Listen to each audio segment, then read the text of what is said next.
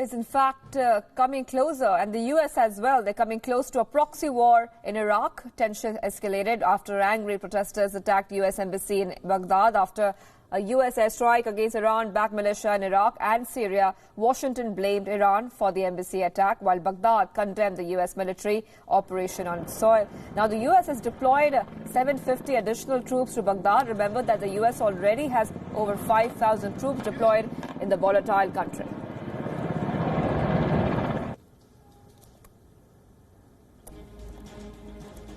President Trump has been in a tight spot. At first, he warned Iran, then said that he wanted to make peace.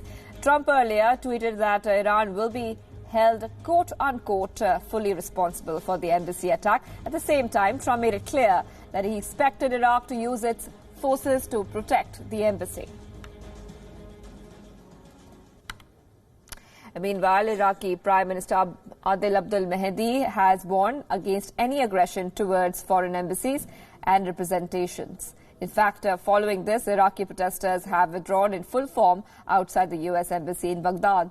Earlier, hundreds of Iraqi supporters of Iran-backed Shiite militia had stormed into the US embassy in Baghdad. The protesters marched onto the heavily fortified Green Zone and kept walking until they reached the embassy.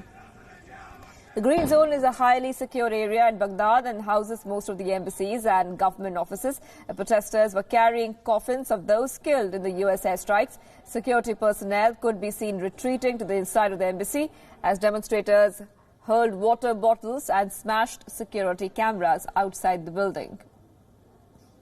They were later able to smash the door and storm inside. Shouts of "Down, down, USA" could be heard from the crowd. The sounds of gunfire could also be heard from the embassy as protests raged on.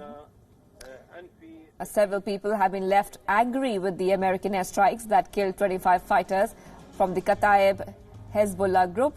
The US has released a video of the airstrike. The cockpit footage shows 5 separate targets being leveled by US drones and F-15 fighter jets.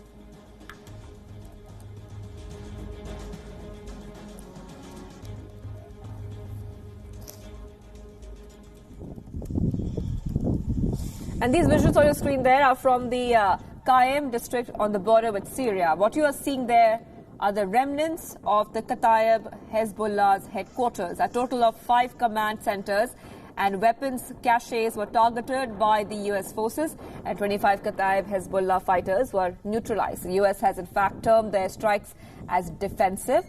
They claim to have been moved to action by the rocket strike on the town on Kirkuk. The political fallout of the airstrikes, however, has been considerable. Iran has termed the attack in Syria and Iraq as unacceptable. The attack in the Syrian territory has also irked Russia, a staunch Syrian ally, which has expressed its displeasure over the airstrikes. Iran's Supreme Leader Ayatollah Ali Khomeini has condemned US attacks on Iran-allied militia group in Iraq. Khomeini has said that Iran would, quote-unquote, confront any country that attempted to use force against it. آمریکایی‌ها شما الان ملاحظه کنید در عراق دارن چه میکنن، در سوریه چه میکنن.